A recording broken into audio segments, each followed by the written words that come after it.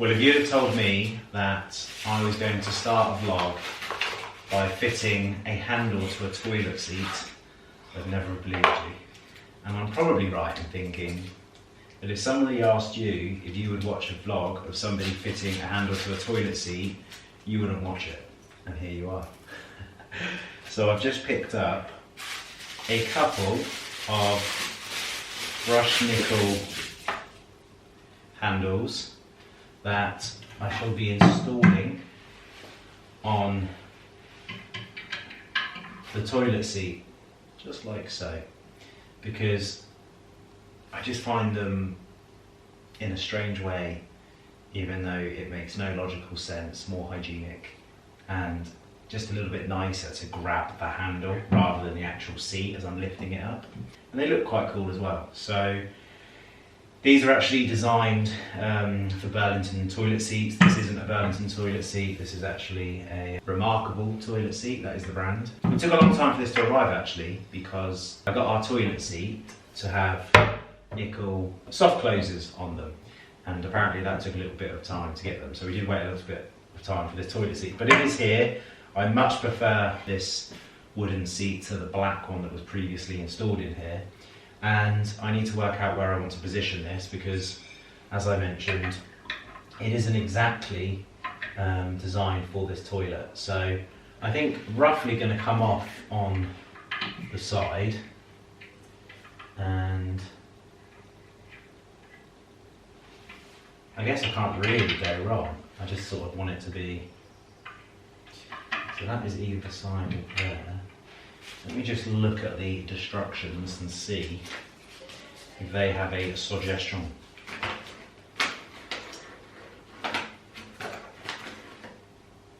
So they're saying the light must be 16 mil from the edge of the toilet seat where the fixings are, and they have positioned theirs either side of the little rubber stoppers here. So we can copy that, and I think it'll look okay. So that's the plan of action. So this is what the toilet seat looks like now.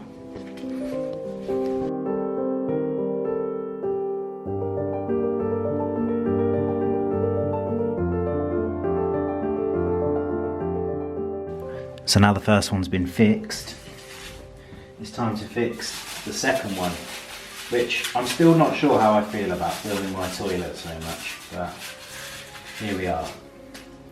The idea here is that we marry up the two the two handles so they align. And in classic style, I can't find all the screws, which is a very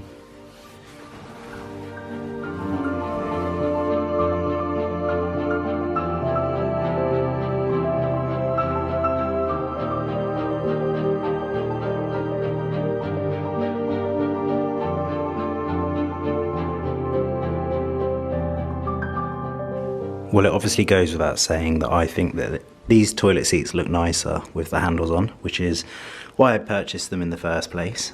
Just a nice way to open and close the toilet, in my opinion. Just a little DIY job to kickstart the video. Let me know what you think. Would you put toilet seat handles on your toilet seat? So Lydia agrees that they look good. We will be installing more of those around the rest of the house because I like them. I think they look great. You definitely need two. You can't just have one on the lid. It needs to be on the actual toilet seat as well. Lydia has just prepared. And devoured and loosened the top button. You literally have. Our dinner this evening. So in the time it took me to fit a toilet seat, Lydia has eaten all of that. What can I say? Chicken escapolo. Yes, that's the one. How'd you say it? Jeresh polo. Jeresh polo, which I call chicken escapolo. Polo means chicken, so I say chicken. It was very delicious. You got a nice little stand there. Yeah. Lovely. Is that my yoghurt that you've helped yourself to as well? I was just happy. Making sure that it wasn't poisonous. Okay. Right, I'm going to enjoy. Firstly, last night at dinner, it is definitely not chicken. That polo means in Gerash polo. It actually means rice. A little confusion there, but anyway, during dinner I was chatting with Lydia about the season, and as we are coming into, in fact we're in autumn already, I asked Mrs. Evergreen herself, what does this season mean? And she said that it's the season of letting go, as if I should already know. I had a little think about things that I could potentially let go, and it coincided really nicely with the organisation of my wardrobe, which I'm about 75% through already, so it's feeling pretty good in here right now. And that comprises primarily of me switching out summer fabrics to winter fabrics, and during that process I took the opportunity to let go of a few old, poor fitting or unfitting pieces of knitwear. And so those items will find new homes, because there actually wasn't any items in poor condition. They were just too small for me. Being shrunk in the wash probably being the biggest culprit, but I have plenty of others, which is another thing that I'm going to be a lot more conscious of this year, is trying to get more use and wear out of my existing wardrobe rather than picking up new pieces that I do not need. This is why we're in the wardrobe, and as part of my ongoing partnership with Xiaomi, I spotted my brand new carry-on suitcase. Now this is called the Xiaomi Front Pocket Carry-On Luggage 20-inch, and you know that I love details, and this has a little detail that makes travelling for me a lot smoother, and I'm all about that.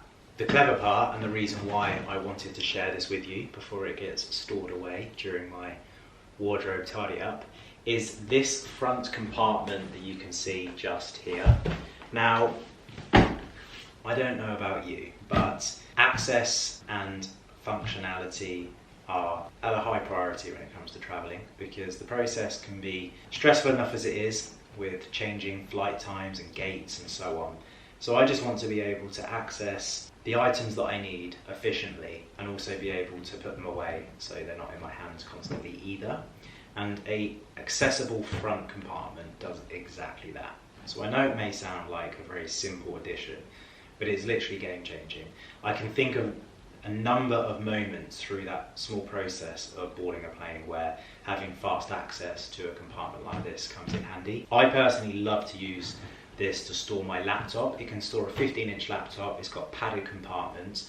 I also stick travel documents in here, which of course, as you're going through security to your gate, boarding the plane, you have to have your passport and boarding pass in and out constantly, and so it's fantastic to have that accessible and not having to constantly hold it in this front compartment. I stick a charger in here, my headphones in here.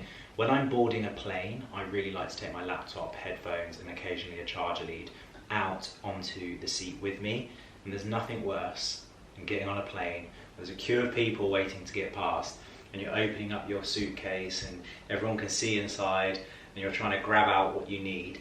With this, you can literally just unzip, slide it out, and away you go. And so for me, having a front compartment like this is almost like a non-negotiable now on a carry-on, and I'm very pleased that Xiaomi have a product that features it, and have also done it very tastefully as well. Now inside the suitcase you have wet and dry compartments, which is great if you want to stick any liquids or any gym kit that you want to separate.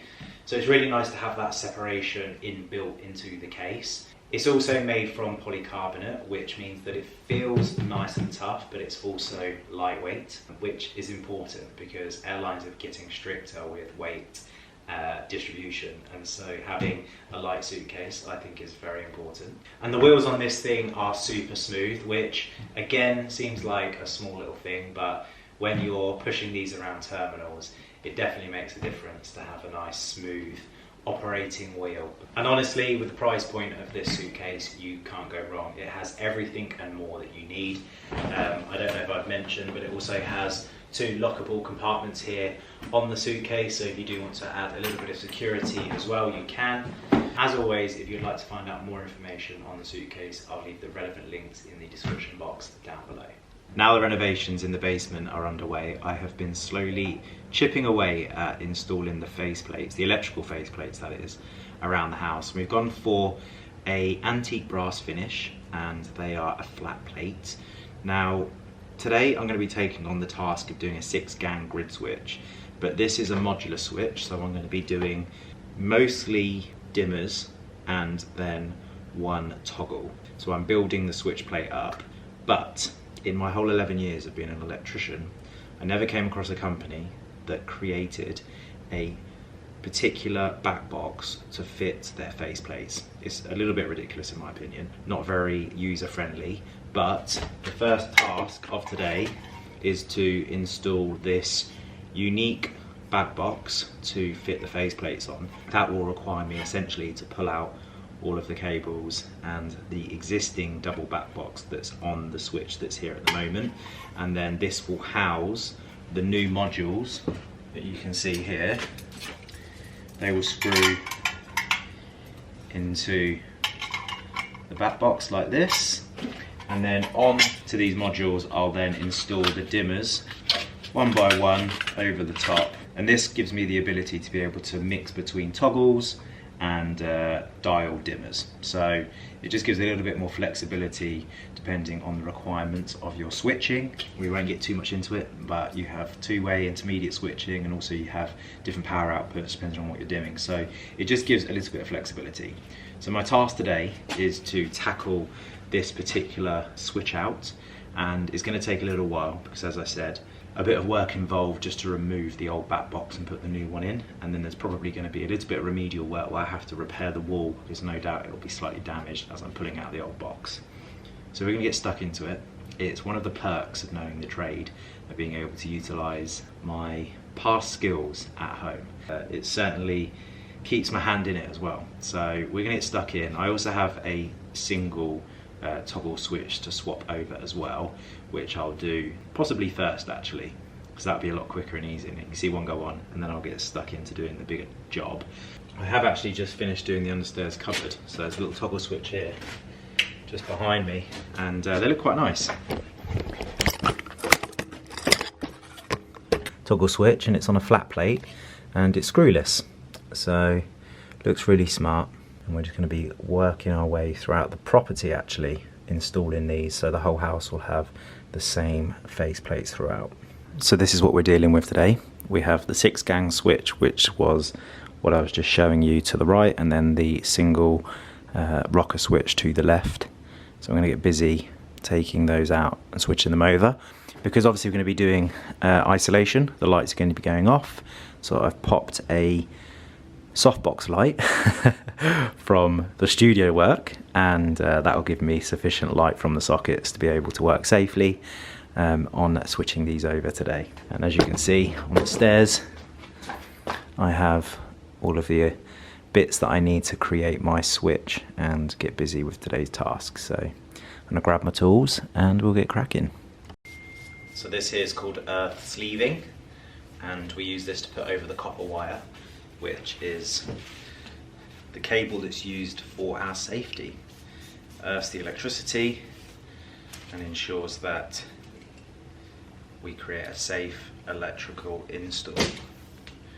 So very important. Just tie that onto my waist here. Job done. The property's been labelled up very well. It's not my first rodeo here, so I know that I have isolated the right circuit, but just to be on the safe side, I've grabbed my probe tester, which I'll use just to confirm that there is no electricity actually in the switch. And now that's been safely isolated. So it's always good to double check, because the last thing you want is a little surprise to kickstart the day.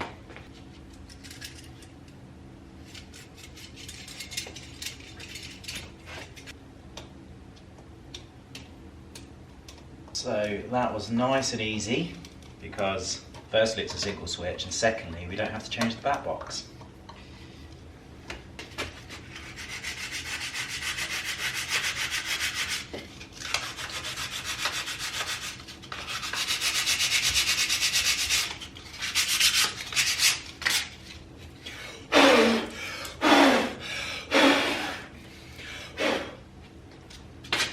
And there we have it. Lovely. Feels really nice actually. I do like the toggle switches. They've got a nice feel to them. I like the click, nice and clunky. So, I appreciate it's very bright, but that is one switched over. Now, as you may be able to see, I've sanded around the faceplate. Now, the reason why I've done that is because we know when we change this, it's going to create a little bit of damage, which means that the flank behind the wall will need decorating. And so just to create a nice, soft, flat surface to mount the switch plate to, I've just given it a quick sand up. It was also slightly smaller than the previous switch, which meant there was a slight border of white flashing from behind. So it needed to be decorated anyway. So I've just quickly tacked the faceplate on, and then when this gets decorated, that'll obviously all be nice and tidy. But I think it looks really nice. It will be clearer in a second when we get the lights on in this room, and you'll actually see the colour against the green, and it's just nice and soft, and it really complements it. So very happy.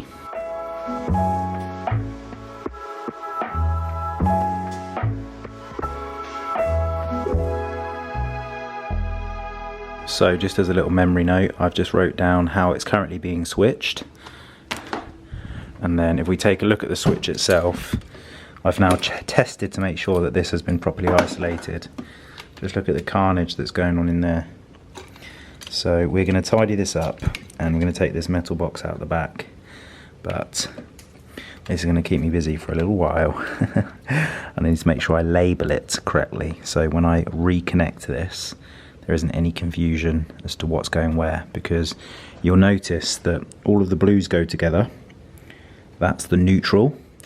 All of the earths, essentially, they go together. These earths are there to earth the back box as well as the grid modules, and then that will also come through onto the face plate. The browns, this is where people get really confused. They're all brown, but they're all doing different things. So some of them are permanently live, some of them are switched, and some of them are two-way switched. So it's important that we don't get these muddled up, because they all have particular places to go. So I'm going to get working through this meticulously, because I want to tidy it up as well as also get it properly labelled. So I'm going to run a time lapse. That's probably going to be a little bit of playing around.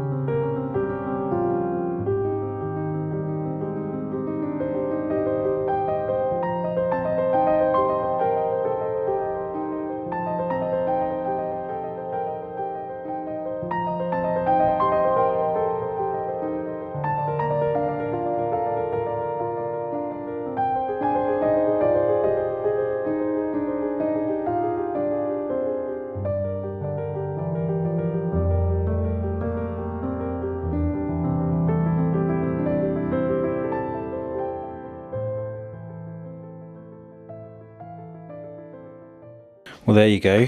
we have 2 new switches on the wall. Obviously this wall still needs decorating. It didn't actually create as much mess removing the old back box as I thought on the 6-gang plate. And this in front of us here will be getting replaced eventually. That's just for our underfloor heating, but we're looking at changing the system. And so in general, not bad at all. It's safe, it's functioning, and all we need to do now is just tidy up and paint this wall, and then that is another little job ticked off the list. I have been busy doing the gym, which is looking really nice. So you can see I've put 4-gang flat plate dimmer on there, and you can see the sockets have now also been replaced in this area. So this room's pretty much complete. The electricians were in doing the downlighters not too long ago, so they're all antique brass as well. And so the room's sort of coming together now, and it's just those final little details. In the gym, we still do have a little bit of work to do with the equipment. So we're going to be changing the bike, and also this is going to have shutters installed over the window, which I'll use as a storage unit because it's quite deep, which is going to be quite handy. And then it'll just be a couple of little bits just to sort of finish off this area, but it's starting to take shape down here. Obviously, there is still a little bit of work to be done in Lydia's office and in our club room, but it is coming together. And I think that we are due to have the worktop installed potentially tomorrow, which means that the back section of the bar will be able to go on the wine racks, and that will then lead on to the wallpapering being able to be done when it comes into stock. We're just waiting on that to come back in stock actually. And then we've got the floor guys booked in to repair and finish off the floor. And then the next thing you know, we'll be getting that bespoke pool table installed, the sofas will be going in, the rugs, all of the soft furnishings like the curtains, and it's just all going to come together hopefully in time for Christmas. We were hoping for a sort of end of September finish, but I think realistically we're going to be looking at December time, but I'm going to take it. If we can utilise the space over the holidays, that'd be awesome. So that's the plan. And as I say, some things are worth waiting for, so everybody's working really hard to get that done. But I think that wraps up this week's video. So I hope you have enjoyed it, and I know it's a little bit of a different one, lots of DIY jobs going on at the moment. I have harvested my honey, which will be going live very soon on YouTube as well, just a bit more of an in-depth coverage of that. So I look forward to seeing you then. I hope everybody has a great rest of the week.